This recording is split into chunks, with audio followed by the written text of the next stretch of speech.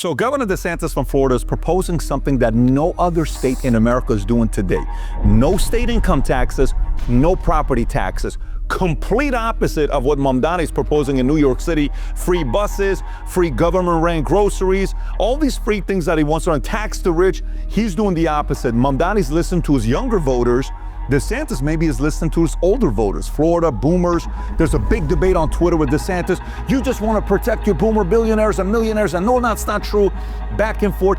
Is it a good idea to get rid of $61 billion revenue you're getting from property taxes? Is this even possible? Who's it going to hurt? Who does it benefit? We're going to talk about that today.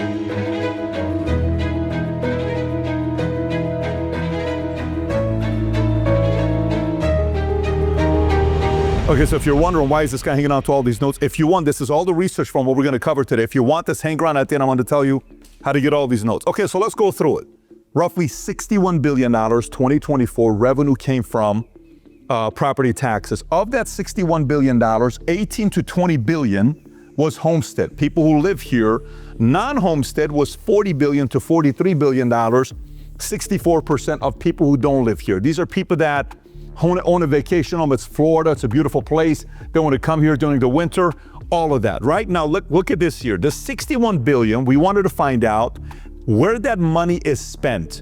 50 to 60% of it funds school district funding. 18 to 19% is county revenue. 17% is municipal, and the last 10% is special district, water management, different projects that they work on. So now, what is the biggest concern with this if he decides to eliminate property taxes? One, raising taxes in other places. You know what? If you take the money, $61 billion from this place, you're gonna have to get that money from another place. How are you gonna fund all these different things that you have?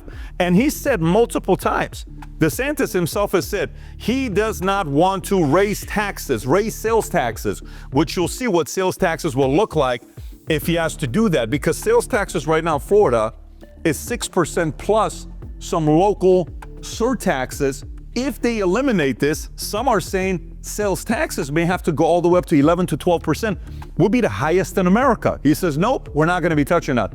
Okay, so then what are we going to do? State transfers. Is the federal government going to step in and wanting to help out Florida? Is Florida going to go to other states for help? Who knows? Number three, spending cuts. You're going to have to cut different places, other fundings that you have. Number four, people are saying this mainly benefits boomers and the rich, like for instance, Tampa Bay. If in Tampa, you own a family home, your annual taxes, roughly property taxes, $67.50.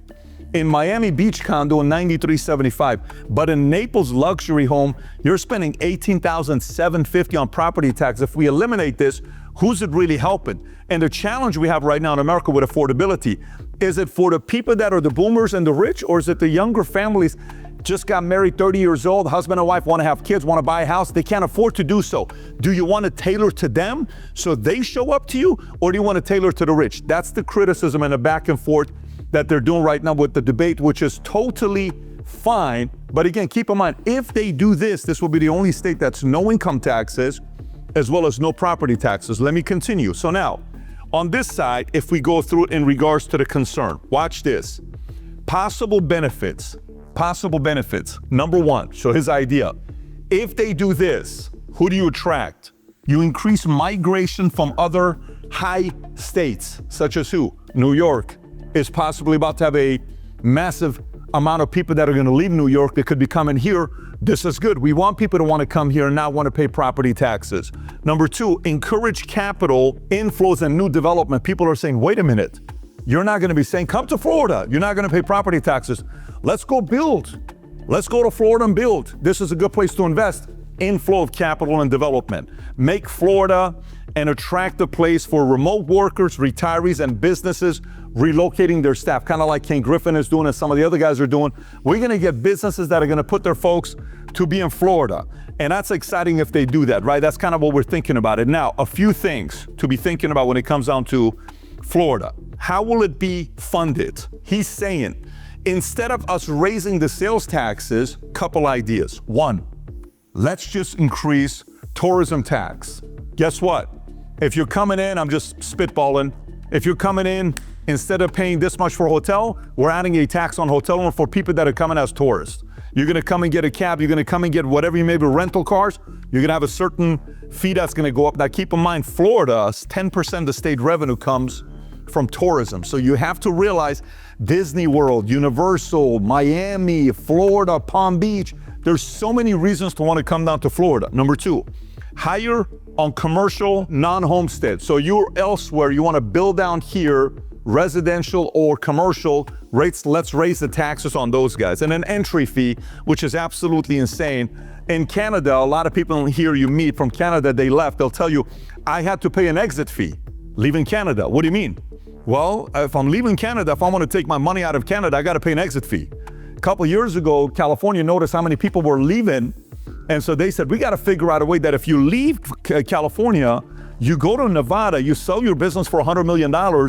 2 years later, you decide to come back to California. Wait a minute, you got to pay that 13.3% that you saved on $100 million. You owe that 13.3 million back to us. Something like that, except here is an entry fee.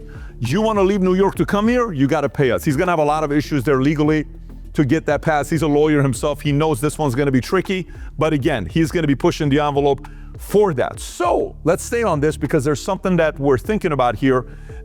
I love the fact that he is constantly thinking about innovative ways of making a state better, okay? Constantly pushing the envelope. What if we do this? What if we do that? I like staying there. I'd like to propose something if we're thinking about Florida. This is the issue. These two charts tell a story, and this is a concern in America today. People over 70 years old have steadily increased their gap on wealth. So if you think about from 1989 till today, corporate equities and mutual fund shares, it was at 20%, now they're at 38%. Assets, roughly 20%, now they're up 35%. Real estate, 18%, they're at 28%, give or take. And then home mortgages, you see what that's looking like. Now look at the people under the age of 40. They've lost ground in housing and financial assets. Look at mutual funds and equities, it's gone down. Look at assets, it's gone down. Look at real estate, it's gone down. Look at home mortgages, it's gone down. So the youth, where you're hearing the main issue right now being affordability, they're saying, hey man, can you make it a way where I can afford to live in your state? We gotta be thinking about affordability. This chart shows how buying a home in 1985 versus 2025, roughly same age at the time, you're making the same life-changing decisions. Let's get married, let's have a kid, let's buy a house, right? When boomers had to make that decision back then, the average household income was $23,620. The median household income was $23,620, but the median home price was $83,200, which this right here, the math on this, if you think about the math on this is 3.5x your income to the house you were buying. Now, millennials, median income, $74,000. Median house, $468,000. Do you know for them, this is 6x of what they gotta pay for their income they're making. They're sitting there saying, I can't afford to do this. That is too much money for me. By the way, property tax, full disclosure. We were just on right now, I called my wife, what are we paying this year in property tax in a home we live? You know what our property tax is? $350,000 is what we have to pay for 2025 property tax. I don't think we shouldn't pay right now, because if they cut this, it benefits a guy like me. We need that $61 billion revenue for the state. Can you imagine? I'm telling you that I don't want to cut that. Why? This is how I would think about it if I'm looking at the state. Here's where I would go. Stay with me so this kind of makes sense to you. I would look at it from two places, okay? Possible solution. Of course, I understand the governor is talking about more homestead people not paying property taxes. Those are people that live here, not people that are not living here. We know the difference, 18 to $20 million. On the other side is $40 to $43 billion of tax revenue that's coming in. Let's take the homestead and make this possible to do so. What if the governor did the following? What if it became no taxes on homes under $1 million to help younger families? Let's just say husband and wife want to get married, they're 32 years old, they want to have 2 kids. They buy a $700,000 house. They don't pay any taxes. They're first-time buyers.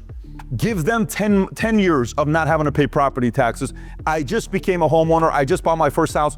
Give me a run rate. First 10 years, no property taxes, right?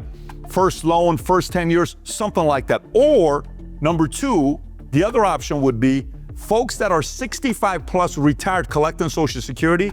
If they live in a home $0 to $4 million, guess what? No property taxes. Why? Because his argument is actually a very logical argument. How is it that you live in a house?